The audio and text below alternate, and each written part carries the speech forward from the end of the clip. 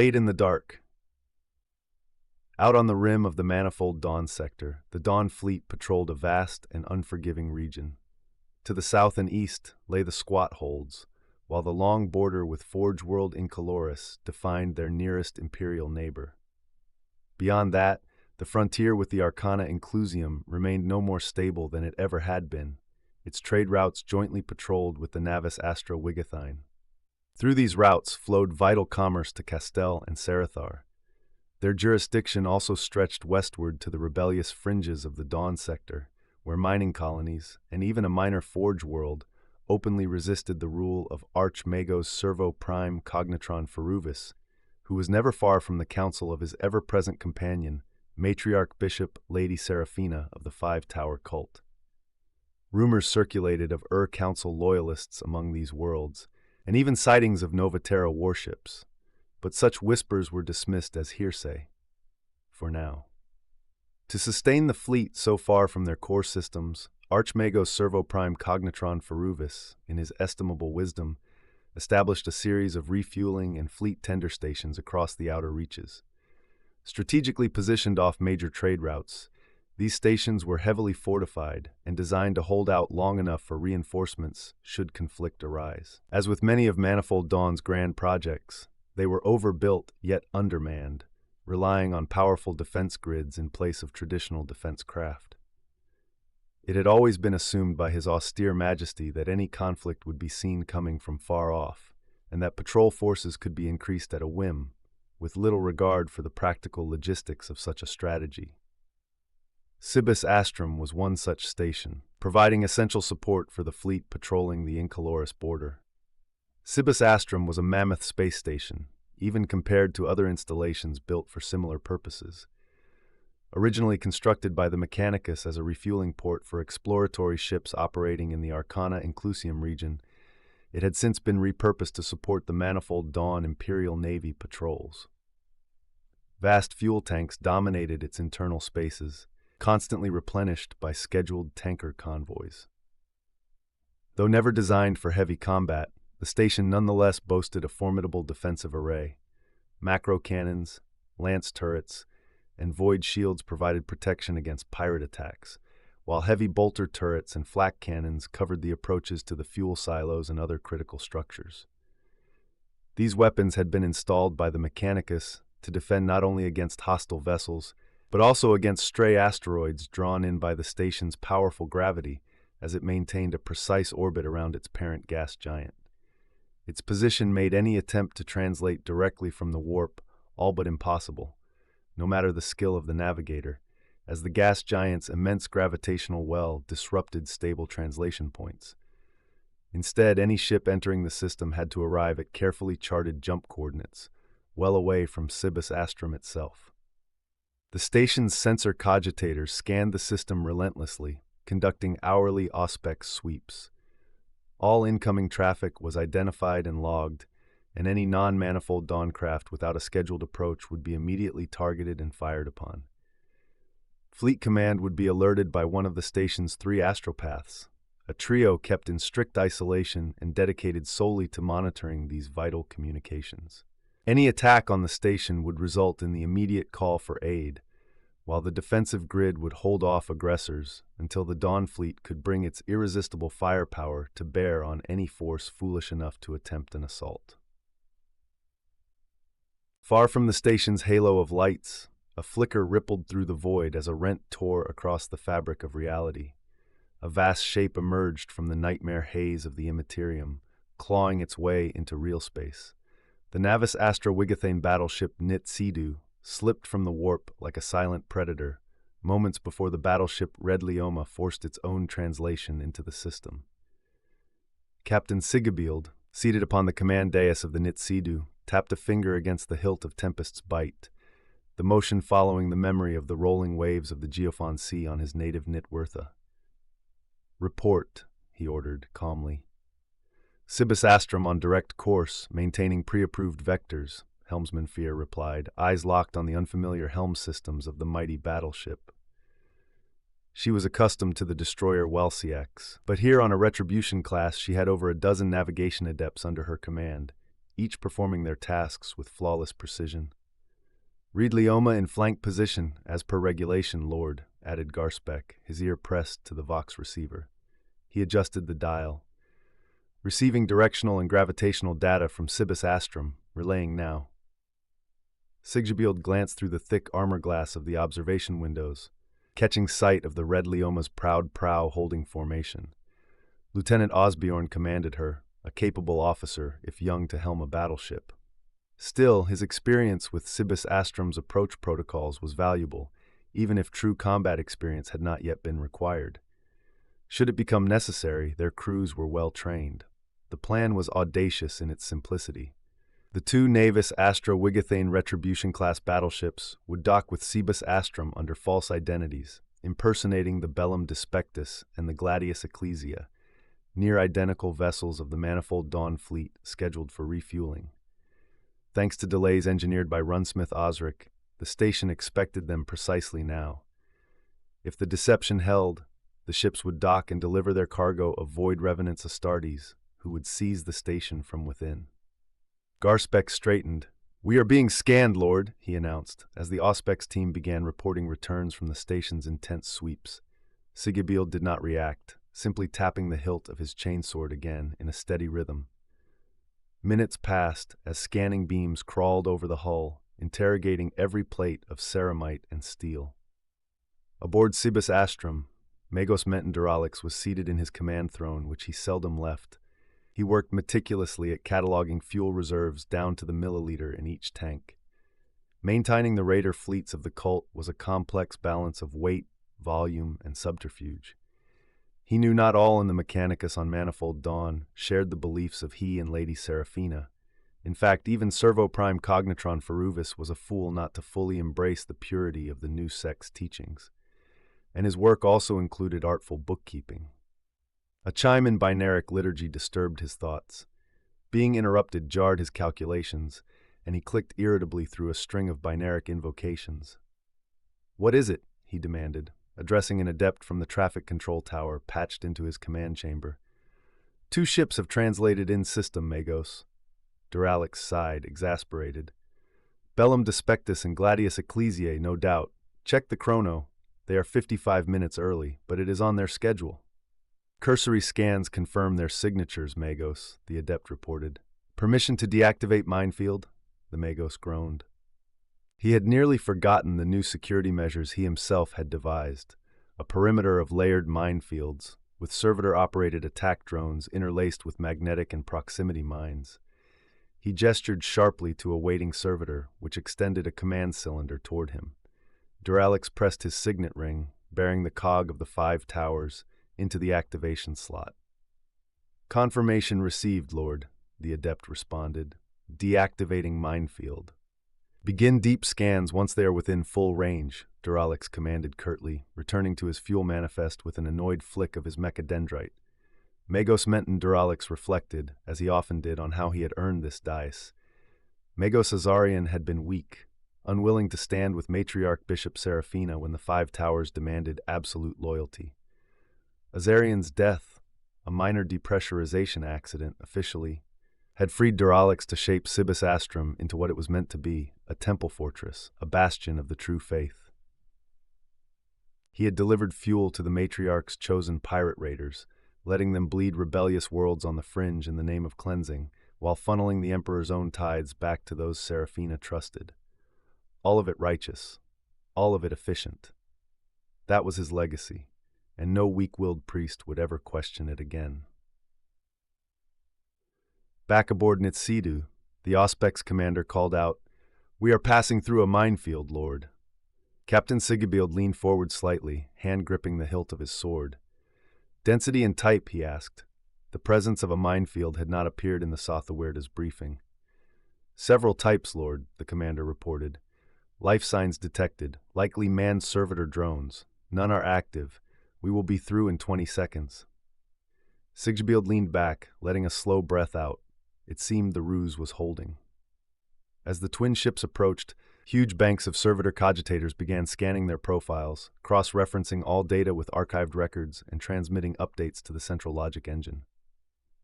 Auspex sweep right of detection, Target acquired. 2 objects. Survey invocation complete. Auspex sweep target acquired. Cogitator analysis. Cogitation processing initiated.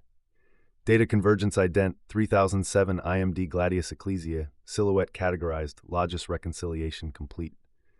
Ident 3106 IMD Bellum Despectus. Silhouette categorized. Logis reconciliation complete. Biometric Auspex cross-referencing right. Gladius Ecclesia confirmed. Logis reconciliation complete. Bellum Despectus confirmed. Logis reconciliation complete. The rite of concordance ritual of data assimilation. Gladius Ecclesiae. Logis reconciliation confirmed. Bellum Despectus. Error complete. Aboard the Nitsidu, Garspec shot bolt upright, clutching the Vox receiver clamped over his ear. They've detected an inconsistency, Lord. Apparently the Bellum Despectus shows no hull damage from its previous engagement, he reported tensely. Quell it, Sigabield ordered, voice calm but underlined with tension. His grip tightened on Tempest's bite, the thought of the surrounding minefield making his stomach twist. The station's macro cannons alone would shred them before their own weapons could finish reloading. Garspec ran his blessing fob across the console and began spooling a strand of scrap code into the scanning beam. A robed priest stepped up, selecting the psalm of placating code from its rack and slotting it into the bank's cogitator interface. He met Garspec's eyes and nodded. 3, 2, 1. Together they pulled the lever. Every officer watching tensed. Launching plasma or lance batteries was powerful, but a weaponized scrap code was a far more dangerous, insidious strike. Intelligence turned to a blade. Garspec let out a shaky breath, wiping sweat from beneath his cap as the code deployed. Aboard Cibus Astrum, the cogitator banks took in the report. Omniscium probe, machine vitalis signum sweep, logis reconciliation complete. Report, Bellum Despectus, silhouette categorized, logis reconciliation shows error. There is no damage to superstructure. The rite of concordance matches with after-action report. Captain Dragovich M35.331, Invincible Class Fast Battleship, Astrum Dias. Engine damage noted on 3209 ISS Bellum Despectus after engagement with separatists on Muna Alpha Sigma 3345-7. Conclusion, this ship is not Bellum Despectus. End, Auspex sweep target acquired, cogitator analysis, target identification, Bellum Despectus inaccurate. Target identification, Bellum Despectus confirmed. Excommunicate traitorous. The servitors in unison reached for their override levers, ready to sound the alarm. Then the scrap code hit. It seeped into the machine mind's invisible and predatory, pure informational poison. Process alert alarm requested. Engine kill protocol initiated. Engine kill send command. Error. Scrap code infiltration detected. Ident blinding circuit error. Data error. Target acquired. Cogitator analysis. Cogitation processing underway. The code sliced through their minds, devouring memory like a river cutting through stone. Servitors twitched and locked in place, another letting out a hollow, broken gasp. Auspex sweep target identification, ident Bellum Despectus. Errand. And then, as if a new thought had been planted and grown there, the code rewrote their memory with its final payload. Final report M35.331245. Auspex sweep right of detection. 2 objects, survey invocation complete. Cogitator analysis. Clearance granted. No action required. Begin docking procedure. It is done, Garspec sighed, lowering the Vox receiver and slumping in his seat. Across from him, the priest also sagged, steadying himself against the console. Sigabield showed no emotion as the docking confirmation came through. The astropath at his side gave the faintest outward motion of his staff. No signal has been sent by the astropaths aboard Cibus Astrum, he confirmed. Sigabield exhaled. Inform Lieutenant Osbjorn to begin docking. Garspec nodded, flicking to a fresh Vox channel, adopting the precise cadence of a manifold Dawn officer. One more layer of the ruse. Lord Captain Dietmar, you are clear to dock. Aboard the Riedlioma, Lieutenant Osbjorn allowed himself a satisfied smile. The Niitskidu advanced, Sigabield giving crisp orders to open the berthing hatches and deploy the refueling hoses, though not yet to connect them, while also dimming the lower deck lumens and activating the fore and aft proximity beacons. All of these were standard docking regulations for Cibus Astrum. Any deviation could result in disaster. As the massive battleship drew level with the station's enormous hull, It began its approach run, its running lights casting shifting patterns across the Gothic face of the fortress. Sigebield, though a seasoned veteran, felt his breath catch as he studied the station's external structures. Around him, the deck crew, not directly engaged in duty, drifted closer to the viewing ports, a hush falling among them. "What in the Emperor's name?" murmured Fear. Arrayed along the outer hull of Cibus Astrum were observation chambers, tall and usually bright with lumen strips. These decks extended from the station on long support arms, typically used to house Mechanicus overseers watching repair crews at work. Now, they were anything but ordinary. Some chambers had blackened, soot-stained roofs, with piles of burnt charcoal heaped in rough rings around a scorched central pillar. Others displayed ready-built pyres, massive iron stakes hammered upright with heavy chains clearly visible even from this distance, swaying gently in the artificial breeze of station vents. The observation galleries, once bright with Mechanicus lumen strips, stood blackened and corrupted. Soot clung to their iron ribs like a second skin, while the charred skeletons of burnt pyres still smoldered. A night shift meant no burnings right now, but the stench of scorched human flesh was unmistakable, drifting through the vents. Heavy iron gibbets hung from chains, still swaying from the day shift's executions, holding blackened corpses that twisted slowly in the stale air. Over short-range fleet vox came. Sermons hissed through the vox horns, promising purification to any who faltered, their shrill, high-pitched canticles praising Lady Seraphina and calling her the shield of mankind. A cult born of half ecclesiarchy, half Mechanicus dogma, twisting faith into terror. A deckhand's voice cracked in horror. "They're burning heretics!" "How many heretics do they have?" another asked, the question hanging unanswered in the charged silence. Sigebield's eyes tracked along the station's grim, fanatical galleries. It was a sign of how far the five-tower cult's zealotry had reached, twisting even a vital Mechanicus bastion like Cibus Astrum into a monument of ecclesiarchical terror. He stood and crossed to the fleet vox console, and with a firm hand he slammed the speakers shut, closing off the heresy. Sigebield knew there was something very wrong with the station, and he was clearly not alone in this. As captain, he was one of the few with direct access to the Void Revenants unit VoxNet, and he listened as their encrypted comms came through. A voice, rough and resolute. "Hafoxton, first sergeant of the 7th Company, stationed aboard the Nitsida. They're burning priests." Another voice cut in, measured but grim. "7th Company Captain Bjorthelm, voxing from the Red Leoma. They have the station's old confessor chained to the hull without a void suit on our side." A third voice, sharper, decisive. "10th Company Captain Herewolf. Regard all active crew heretics. On my authority, act accordingly." Sigebield took a steadying breath, fingers drumming on the hilt of Tempest's bite. He understood. This was no longer merely a covert infiltration. This was an active war zone. The signs of the five-tower cult's fanatic rot were clear, their twisted ecclesiarchy rituals now carved into every corridor and observation deck of Cibus Astrum. And it was the Void Revenants who would cleanse it. Docking was typically performed in pairs, with ships locking to each side of the station to maintain gravitic equilibrium. So close to the gas giant, every maneuver was calculated down to the last millimeter and fraction of an ounce by thousands of cogitators, ensuring the station's balance remained stable within the planet's crushing pull. The station's crew of tech priests and their attendant servitors held their posts with mechanical precision, while labor servitors continued their endless rote tasks, heedless of the vast warships drawing close. As the colossal docking arms engaged, locking the Retribution-class battleships securely to the station, a subtle tremor shuddered through Cibus Astrum as their gravity fields merged, then stabilized. Engine bay doors slid aside, opening to receive the station's fueling engineers. Armsmen and crew, fully aware of the catastrophic risk of sparks or stray rounds, made sure to leave their firearms outside the fueling sections. Void-suited engine seers and fueling tech adepts descended along maintenance gantries and ladders, extending thick plasma transfer lines designed to carry raw, star-hot plasma through the void safely.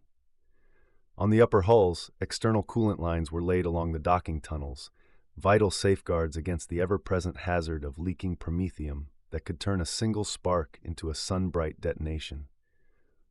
Like some iron-boned octopus, Cebus astrum wrapped its tentacles around its prey. Throughout the station, pipes twisted and coiled like mechanical serpents, leading to the massive promethium silos deep in its armored heart.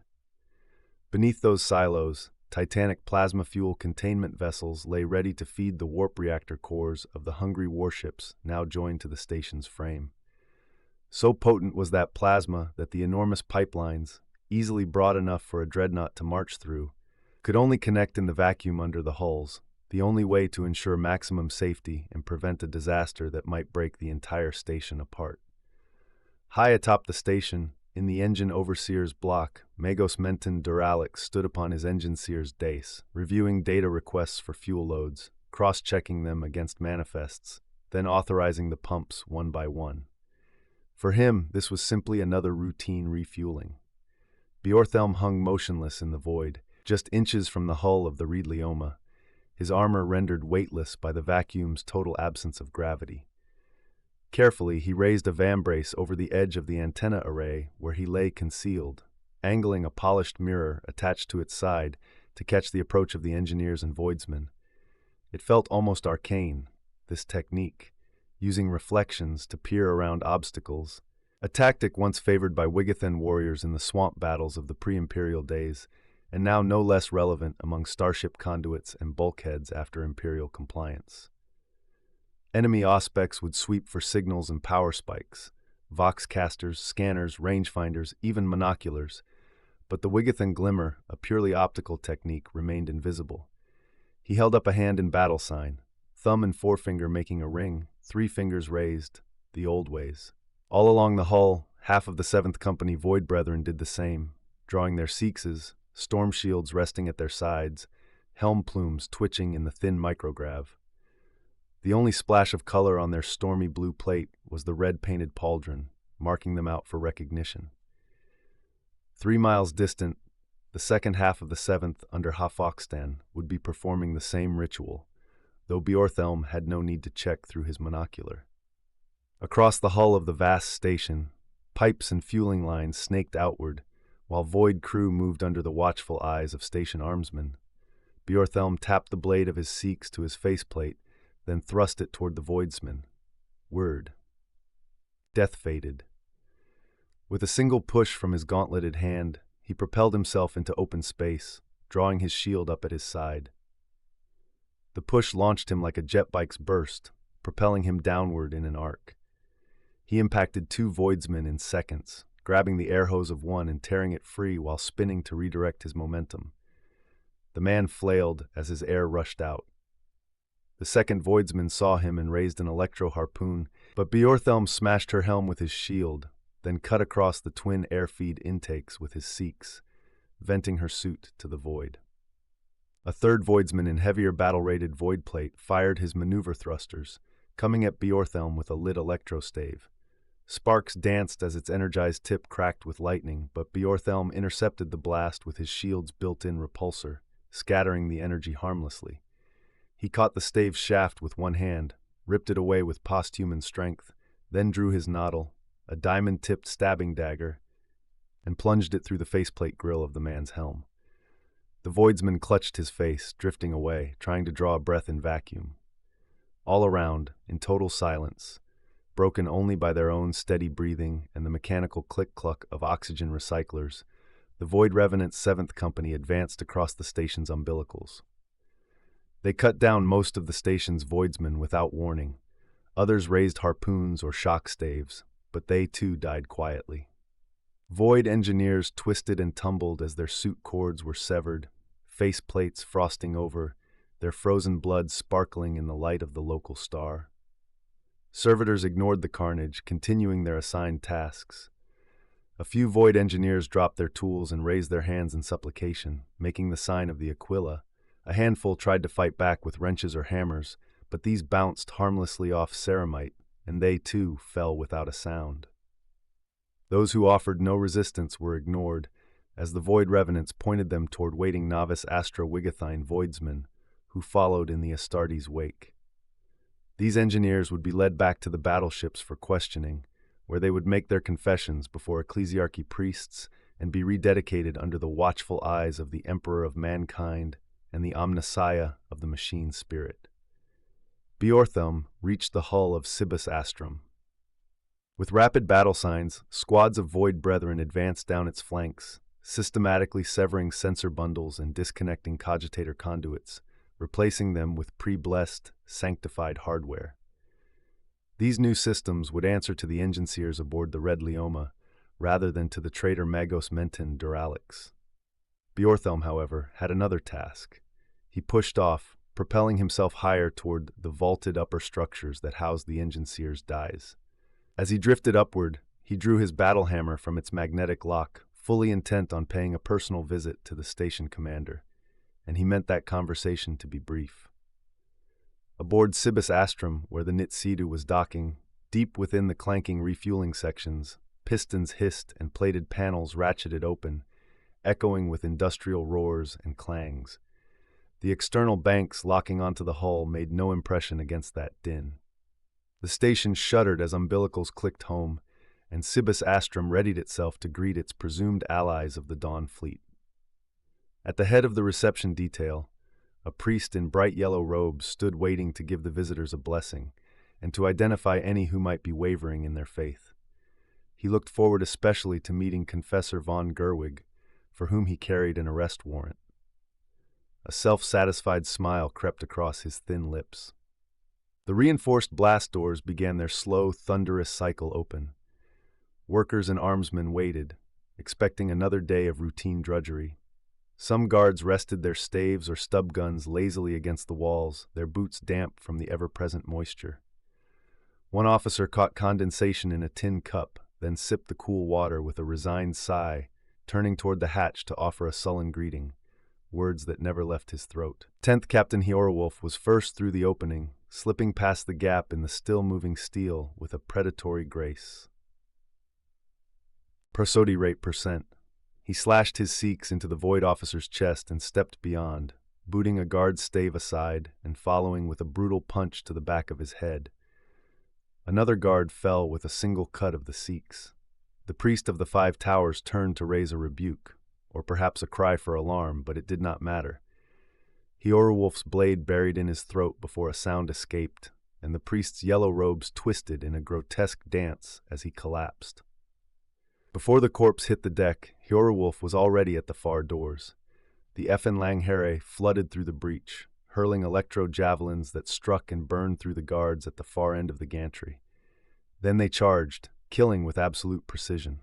Before the blast doors had even fully opened, every armsman lay dead, and the engineers clutched the walls in terror.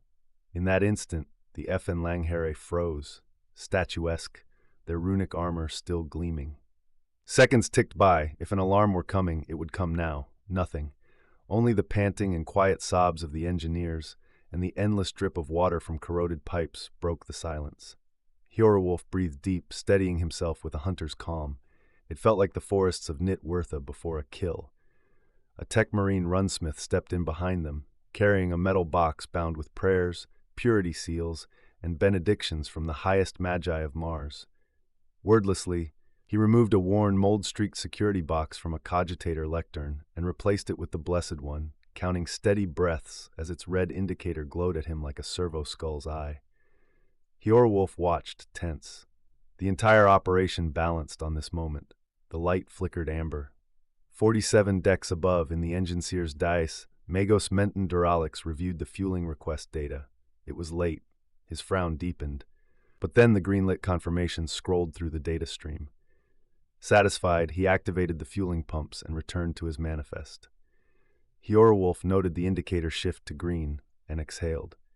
He signaled his warriors, receiving a single Vox ping on the low band. The Langhere from the Red Leoma had also secured their breach. It was time. A massive figure ducked beneath the tall doorway. Feolumer, wolfsword of the company, even taller than most Astartes, looking a brother to Cataphracti plate. The station's cowering workers shrank as he entered, his armor hung with fur and the bones of half-remembered beasts. He laughed quietly, eyes narrowing, and gave a subtle hand gesture. The workers' eyes grew wider. The Langherre had been terrifying enough, ghost knights of iron and rune, but this was worse. Their true nightmares had come. 3 immense shapes followed, beasts twice the size of a space marine, their fangs dripping with blue luminescent venom. Their flanks rippled as their hollow rigs warped the station's dim light, bending shadows across their monstrous forms. They advanced in absolute silence, heads low, their claws clicking across steel. One worker opened his mouth to scream, but an Langherre pressed a flat blade gently across his lips, not in threat, but a simple warning. The man swallowed his terror and closed his eyes. Hjorwulf signaled to Feolumer, who gave a short grunt, eyes flicking to the wargs. He knew the station's alarms had been silenced. Now the hunt could begin. From a pouch of skin cloth, Feolumer scattered dark, grainy soil across the deck, then let out a long, low hiss, followed by a deep, rolling growl from his throat. The warg's ears twitched, their huge shoulders tightening. With a final guttural bark, they howled, a chorus that rolled down the corridor like a death cry, then bounded forward into the rain-slick, blackened hatchway at the corridor's far end. Behind them, the Langherre warriors sprinted after, shadows chasing shadows. Gravity stabilizers maintained the station's fragile equilibrium, but each shudder of that immense structure sent vibrations rippling through its armored walls, creating pockets of dripping moisture like hanging moss or heavy forest dew. At times, the stabilizers faltered under strain, shifting gravity's pull and altering the flow of air and water, much like the slow-rolling fog of the Void Revenants' distant woodlands. When the stabilizers steadied, condensation would cascade down in sudden torrents, soaking the lower decks in harsh metallic rainfall. That relentless rain cast a misty sheen across the dim-lit corridors. Smaller pipes threaded through ceilings and walls like creeping vines, each one pulsing with plasma or promethium, the station's volatile lifeblood. Extreme temperatures caused fresh condensation to gather on every conduit, falling in a constant hammering downpour. The refueling station, stretching 3 miles wide and 8 miles long, felt less like a mechanism than a vast iron forest. Within that ironwood realm, the howling of the wargs echoed through the labyrinth of pipes and machinery, weaving an eerie song of the hunt. Their cries bounced off steel walls, twining through the hiss of coolant streams and the deep groan of straining bulkheads. Patrol guards froze, heads snapping toward the sound, scanning the gloom with uneasy eyes. From all 6 airlocks, the howls overlapped, forming a single nightmarish chorus. Workers whispered to one another in fear, some trying to laugh it off as echoes through the pipes, others muttering about wolves in the walls, though their laughter rang hollow, thin as a blade. The wargs themselves moved like wraiths through the darkness, massive and muscled, weaving between the roots of pipe bundles and under iron branches. Their breaths rumbled in low, savage growls, the thrill of the hunt thrumming through their blood. Feolumer strode among them, powerful legs carrying him with a fluid, unstoppable grace, as at home here as he had ever been among the forests of Nitwertha. Here and there, the 10th Company of Fenlang advanced beside them, their scout pattern armor painted in patchworks of gray that vanished into shadow. They moved with near supernatural poise, leaping from cable branches to land in perfect silence on slick, rain-slick gratings, their gauntlets brushing against the wet fur of the wargs as they prepared for the kill. The last patrol moved cautiously along the central gantry, rain drumming steadily against the steel decking. Lieutenant Annalisa lifted her hood and checked the auspex, the dim display flickering in the gloom. Behind her, Sergeant Maynard approached, breathing hard. He wiped rain from his brow, his jacket soaked through. "Pressure's good," he reported, panting. "Main transfuse link is holding steady." Annalisa frowned at the auspex, tapping it twice, willing it to function. Still, the device showed nothing unusual. Frustrated, she stuffed it back into her pouch and looked up at the dripping maze above. "Must be the gravity shift," she said. Maynard shook the water from his jacket. "Then why haven't we heard it before?" he asked, unease creeping into his voice. The lieutenant didn't answer, shrugging instead, eyes tracking forward to the scout team barely visible through the mist. Beyond them, the rest of the column trudged along the gantry, faces grim, weighed down by the oppressive humidity. A few glanced nervously into the swirling fog, hands straying to their weapons. A low, haunting howl rose across the gantry, drifting ghost-like through the machinery. The sound was strange, almost mechanical, its pitch warping as it echoed along the corridor. Maynard stiffened. "Steel under pressure," he said, though he sounded far from convinced. Another howl followed, closer this time, then two more from either side of the column. Annalisa's head snapped around, one hand moving to her pistol. Maynard mirrored her, fingers tightening around his lasgun. Drawing her weapon might look like panic, might break their nerve. She forced herself to stay calm. The rain came harder, masking the subtle sounds of movement beyond the mist. The gloom seemed thicker now, hiding the gantry's edges in a choking shroud. Then, without warning, black shapes darted forward from the tangle of towering pipework. They moved with terrifying speed, almost silent but for the faint scrape of claws on wet metal. The scouts at the front had no chance. Two men were gone in an instant, yanked into the dark, their brief cries cut off. The shapes vanished just as quickly, leaving only the relentless patter of rain and the distant, fading howls. Annalisa's heart hammered in her chest as she stared at the spot where her men had been. Maynard raised his lasgun, scanning wildly. "What in Lady Seraphina's name?" he began, but fell silent. Annalisa swallowed, hand finally gripping her pistol. No one would call her paranoid this time. "Rot!" she ordered sharply. The column snapped into formation, lasguns raised, soldiers back to back, a fragile, trembling line in the endless rain. She peered into the pipe-choked darkness, each footstep a whisper on moss-slick metal. There, eyes, a pair at first, gleaming faintly, then another pair and another. Dozens, reflected pinpricks in the gloom, catching the dim emergency lights and shining back with an inhuman gleam. Her breath caught in her throat. Behind those eyes, black shapes shifted, hunched and waiting. She squinted, willing the shadows to make sense, then saw the unmistakable predatory gleam of the warg's tapetum lucidum, the eye-shine of a hunter. Her mind reeled. Could it be real? Then something larger moved, shifting slowly, betraying the faint gleam of a power axe's blade. Realization crashed over her. The docking ships, they weren't reinforcements. They were attackers. "Hedrad!" she screamed, raising her pistol. The wargs surged forward as one, breaking from the shadows with terrifying precision. The troopers fired wildly, lasbolts flashing and ricocheting off bulkheads or cutting through illusionary decoys. Hollow rigs blurred the beasts' outlines, blending them into the chaotic shapes of pipes and conduits, making it impossible to tell real from phantom. Panic spread through the line. Some troopers turned to flee but found snarling wargs waiting, jaws clamping shut around limbs and throats. The corridor filled with screams, a rising crescendo of terror, punctuated by wet impacts and the crackle of lost fire. Blood splashed across the gantry walls, mixing with the rain and turning rivulets of water red. A hulking shadow stepped into the dim light, Astartes. Wolf-sweared Fiolumer, clad in blue armor chased with runic wards hung with furs and bones. Annalisa's heart turned to ice. Imperial Marines did not look like this. They had to be chaos. Last shots sparked uselessly from his ceramite plate as he laughed, a deep guttural sound that froze her blood. His power axe swung in a wide, merciless arc, cutting down 3 troopers in a single blow. A warg lunged at another soldier, biting down hard, shaking him like a rag doll before dragging him into the darkness. Annalisa fumbled at her vox. She had to call for help. But something dropped behind her, a presence that made the air go still.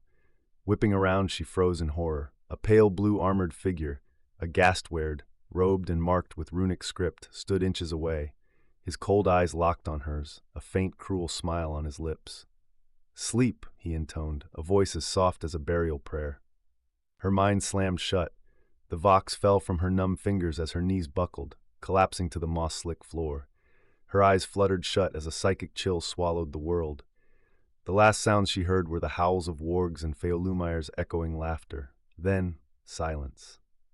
The Aefenlanghere slipped after the psyker, their movements silent, spectral. Sergeant Maynard ran, faster than he ever had in his life, lungs burning in the humid, stinking air.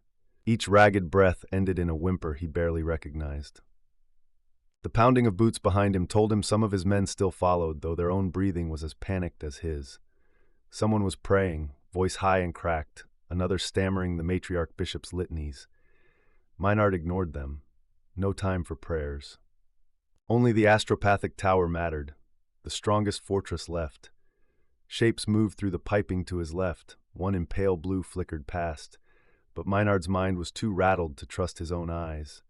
The tower had autocannons, 2 battle automata. If he could get there, maybe they could hold, maybe send a distress signal. He dashed past the outer bunker, boots splashing through pooled blood around a broken heavy bolter nest. Its defenders slumped like rotted puppets. The gate ahead was open, a miracle. He stumbled inside the atrium, gasping, tripping over something that sent him sprawling, breath knocked from his chest. Gulping air, he glanced down, a body. His eyes rose, and he froze. A blue-armored Aefenling stood there, one gauntleted finger to the grill of his helmet, wordless. Maynard's blood ran cold. He slowly raised his hands in surrender.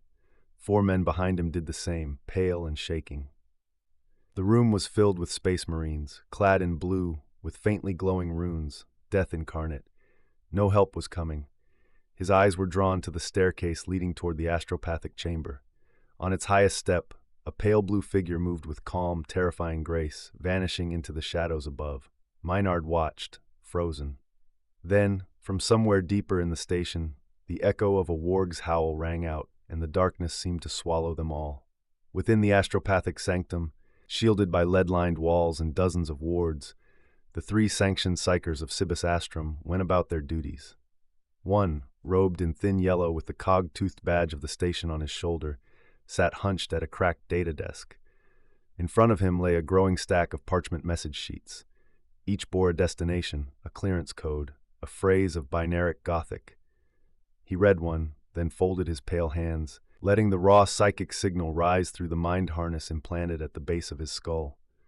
Moments later, with a faint hiss of breath, he set the slip onto a spike, archiving it, and reached for the next, a rhythm, practiced and cold. A second astropath lay sprawled on a bunk, a ragged braille-coded copy of the suns resting in his withered hands. His sightless eyes twitched across the page, relishing the feel of each punched mark, letting the stories of Terra's burning forges pass through his mind. The third astropath, his gray skin almost translucent, dozed fitfully in a collapsed half-couch, his head bound in woven copper coils. A steady pulse from a nearby cogitator kept his brain from plunging too deeply into dream trance. They did not hear the fighting beyond their armored hatch, because something had prevented them. In the dim light, the shadows rippled, and a single figure stepped forward. His robes were slick with rain, stained dark blue, etched with pale runes that pulsed in an unnatural rhythm. The Gastword. He had sealed this tower from their minds, his presence a blanketing smother of cold psychic silence. He stood like a death angel watching them. Slow drips of water from his soaked, rune-warded cloak fell, darkening the floor in uneven patterns. The astropath reading the suns looked up. No sense of sound, only the faint tap, tap, tap of those drips. His blind eyes widened. That was wrong. He should have heard something by now, any trace of the station's voice. The mistake was fatal. He called out, voice hoarse, "Who is?" The Gastword moved, blindingly fast, crossing the distance in a blur. His hand glowed with a sickly azure light. The reading astropath tried to summon a blast of mind scour, but the blue-robed killer drove a spear of raw psychic force straight through the man's head. The braille book fluttered from numb fingers, pages scattered across the deck. The second astropath at the desk sensed the flash of pain through the air, lurching upright, parchments clutched in one clawed hand. He tried to lock minds, to call for help through the Astronomicon, but the Gastword struck him before the psychic channel could form, a crushing pulse of cold that overloaded the astropath's cortex, freezing him mid-scream. The parchment fell to the floor, spotted with his blood. The third astropath, startled awake, tried to rise from the couch, mouth forming a prayer. But the Gastword was already there, wrapping a wet, rune-marked gauntlet around his skull. A low word in a dead language, snap. The final psyker's neck broke with a quiet crack, and he slumped sideways, eyes empty. For a moment, the only sound was the slow drip-drip of water from the Gastword's cloak. He turned, scanning the room, confirming no other psykers remained. The corpses lay awkward and still, their minds stilled forever. He tapped his comm bead, voice calm, the voice of death itself. Astropathic tower secured, none left to cry out. In the lower halls some miles away, Hyorwolf felt the coded click in his ear, a ping on the low-band vox. The astropathic tower was silent, neutralized. No signals would escape this place now. He drew a breath, exhaling slowly as the stale air of the lower decks burned his throat with its damp, coppery stink. Around him, the Aefenlanghere knelt behind a barricade of twisted crates and broken pipework. Heavy autogun rounds pinged off the metal, sending sparks dancing across their shoulders. Before them lay a storage chamber turned into a makeshift shrine by the Five Towers zealots. Icons of the matriarch bishop leered from every panel, painted in blood and fresh pitch. Candles guttered in the foul air, casting monstrous shadows on walls covered with twisted litanies scrawled in high Gothic. The stairs leading up were held by a knot of priests in bright yellow robes, flanked by Navy security armsmen loyal to Seraphina's cause. Their stub guns and les pistols spat random bursts down the corridor, pinning Hyorwolf's kill squad. Hyorwolf flicked his vox live, no longer bothering with battle sign. "Sevenths, clear that door." His voice was calm, absolute.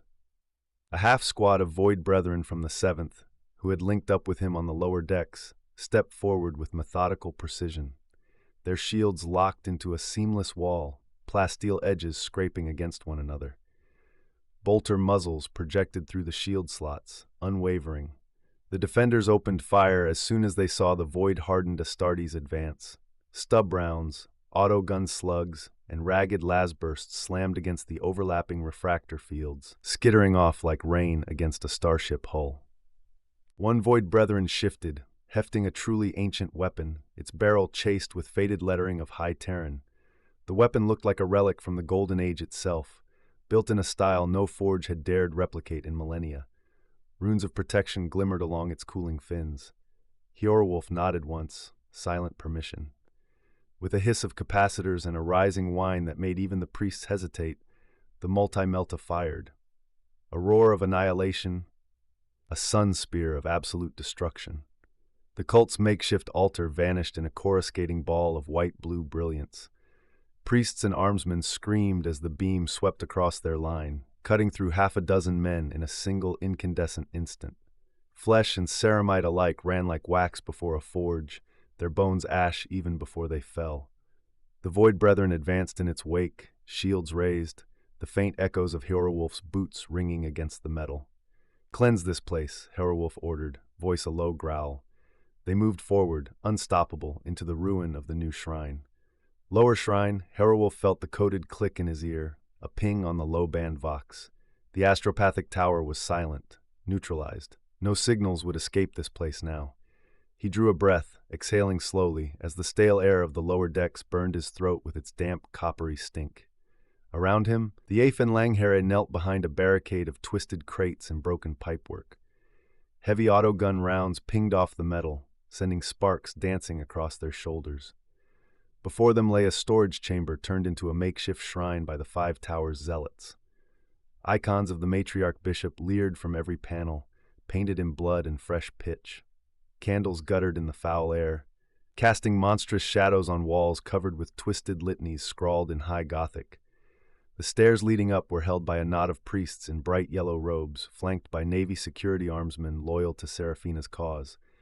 Their stub guns and las pistols spat random bursts down the corridor, pinning Hyorwolf's kill squad. Hyorwolf flicked his vox live, no longer bothering with battle sign. "Sevenths, clear that door." His voice was calm, absolute. A half-squad of Void Brethren from the 7th, who had linked up with him on the lower decks, stepped forward with methodical precision. Their shields locked into a seamless wall, plasteel edges scraping against one another. Bolter muzzles projected through the shield slots, unwavering. The defenders opened fire as soon as they saw the void-hardened Astartes advance. Stub rounds, autogun slugs, and ragged lasbursts slammed against the overlapping refractor fields, skittering off like rain against a starship hull. One Void Brethren shifted, hefting a truly ancient weapon, its barrel chased with faded lettering of High Terran. The weapon looked like a relic from the Golden Age itself, built in a style no forge had dared replicate in millennia. Runes of protection glimmered along its cooling fins. Hyorwolf nodded once, silent permission. With a hiss of capacitors and a rising whine that made even the priests hesitate, the multi-melta fired. a roar of annihilation, a sun spear of absolute destruction. The cult's makeshift altar vanished in a coruscating ball of white-blue brilliance. Priests and armsmen screamed as the beam swept across their line, cutting through half a dozen men in a single incandescent instant. Flesh and ceramite alike ran like wax before a forge, their bones ash even before they fell. The Void Brethren advanced in its wake, shields raised, the faint echoes of Hjarwulf's boots ringing against the metal. "Cleanse this place," Hjarwulf ordered, voice a low growl. They moved forward, unstoppable, into the ruin of the new shrine. The Void Brethren advanced through the steaming hole burned by the multi-melta, their shields scraping scorched iron. The faint clatter of falling prayer bells echoed as they stepped inside the defiled shrine, weapons ready.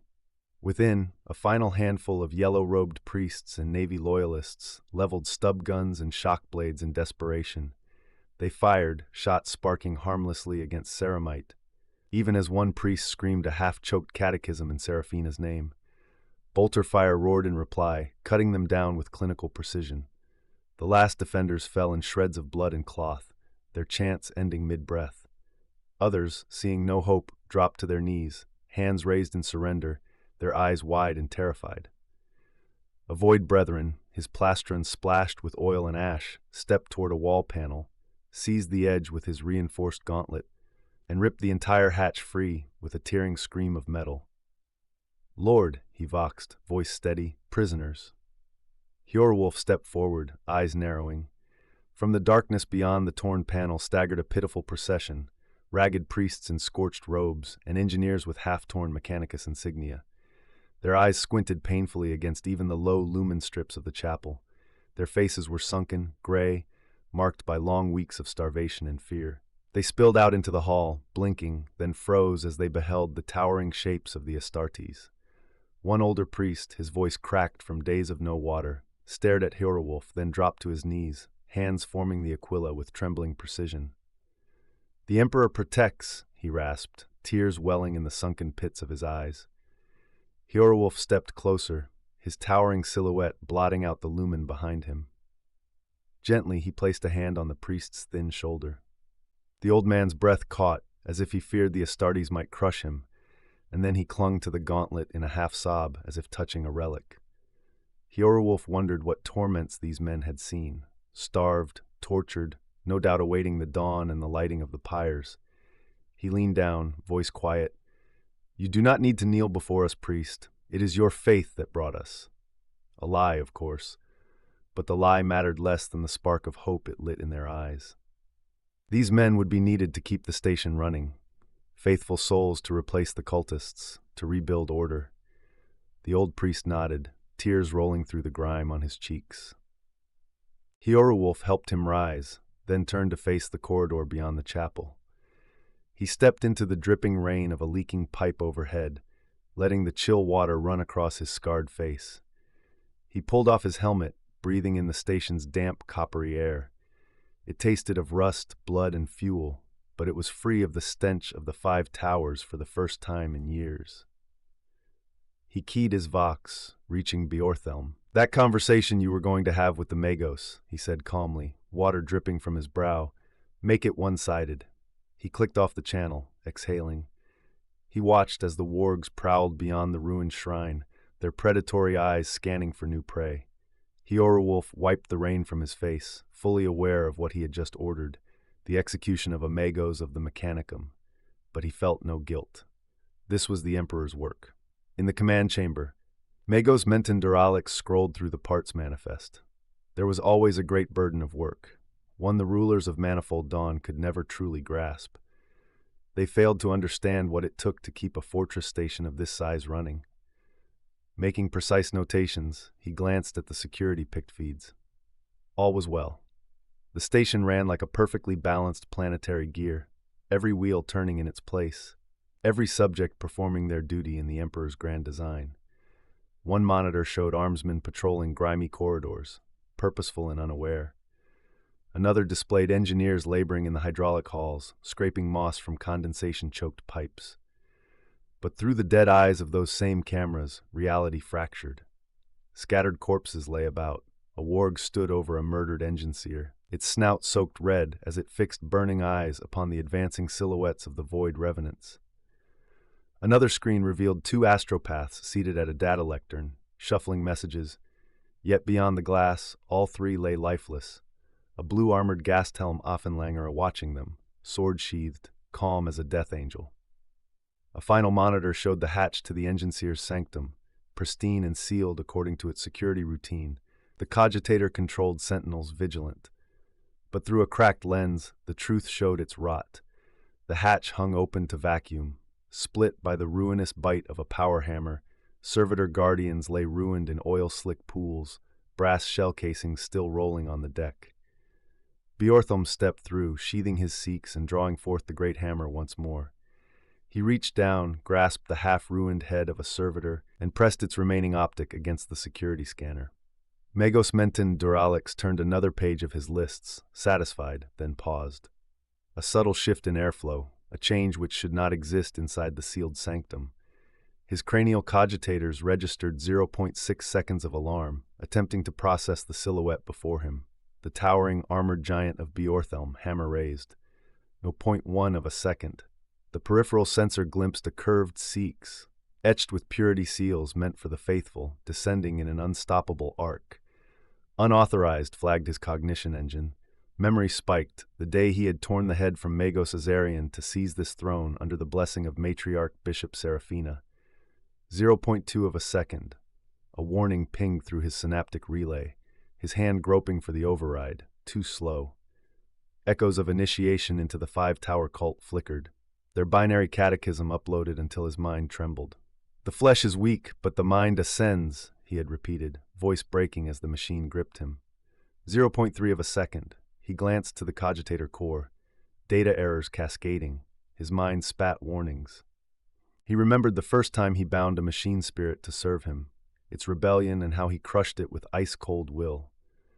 The static hiss through his current link felt so similar.